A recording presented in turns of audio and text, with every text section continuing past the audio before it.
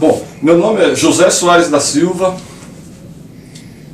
nasci no estado da Paraíba, muito cedo já fui para Natal, com 2 anos de idade, cresci na cidade de Natal e aos 14, 15 anos me juntei, a partir do momento que eu fui estudar na Escola Técnica Federal do Rio Grande do Norte, eu conheci um grupo de poetas, final da década, início, já na década de 80, Natal tinha um grupo de poetas que formavam a Luar, Edições Alternativas.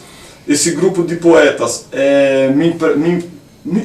chamaram minha atenção, esse grupo do Aluá, que era o Aloysio Matias, Venâncio Pinheiro e toda uma galera de Natal, Rio Grande do Norte, João Barra, Dorian, aquele grupo produzia a poesia independente na cidade de Natal, lançava os manifestos da poesia, fazia os saraus no Forte dos Reis Magos e nas praças públicas da cidade de Natal.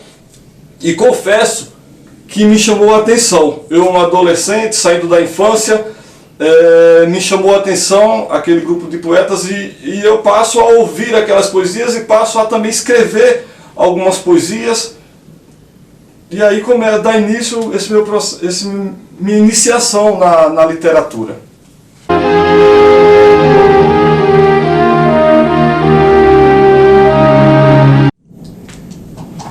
Eu já tinha vários textos reunidos, já tinha vários textos que narrava a crônica no Paço Municipal de São Bernardo do Campo.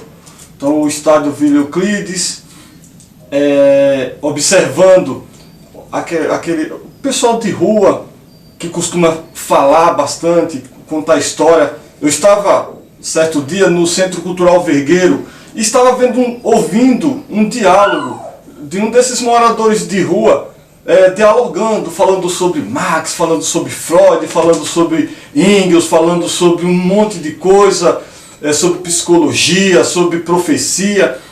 E eu observando aquele homem, eu me lembrei muito do Gentileza, o profeta das ruas do Rio de Janeiro, que escrevia suas profecias debaixo das pontes e dos viadutos, próximo da rodoviária Grande Rio, no Rio de Janeiro. Então, a partir de vários textos que eu já vinha escrevendo, observando essas pessoas da rua, o seu conhecimento, uma reportagem que saiu na Folha de São Paulo falando sobre um morador de rua que escreveu várias poesias, esse morador de rua, que ficava ali na Rua Oscar Freire, no centro, no Jardins Paulistano, no bairro dos Jardins. Ele escreveu poesias e colocava aquelas poesias na rua, o povo passava e ficava observando aquelas poesias. Então eu fui ligando essas ideias do Gentileza, do profeta da Rua Oscar Freire, do profeta que eu observei no Centro Cultural Vergueiro, e coloquei nas manifestações de São Bernardo do Campo de 1980, as passeatas, as greves, o diálogo. Então eu junto a realidade das greves de 1980 no Paço Municipal do ABC com a ficção dos profetas das ruas desse país, Gentileza e vários outros.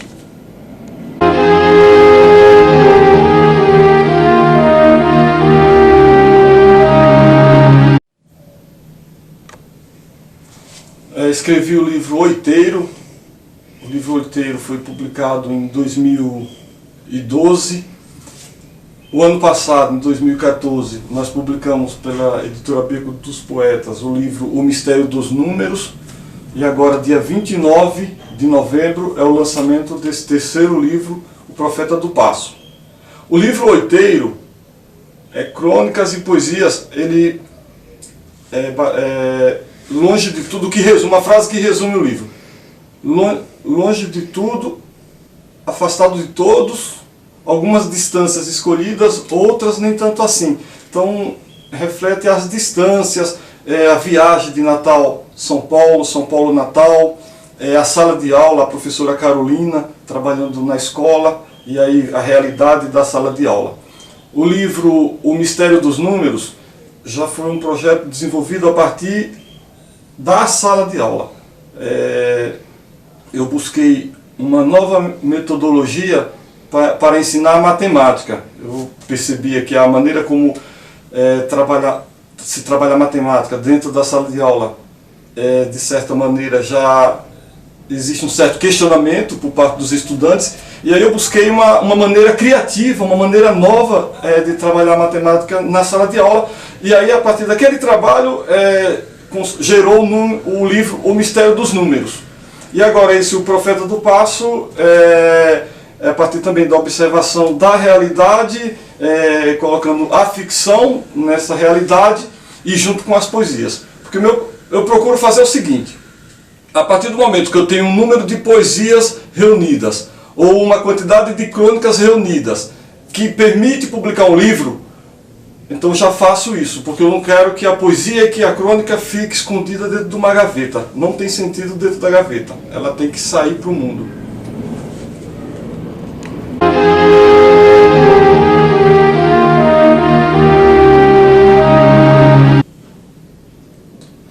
Eu participo, o sarau que eu costumo participar, o sarau do Céu Alvarenga, que é todo último sábado do mês, no sábado à noite no Céu Alvarenga, e o sarau Beco dos Poetas, que é o sarau que acontece no Céu Caminho do Mar, todo domingo, aliás, no último domingo do mês, a partir das 10 horas da manhã.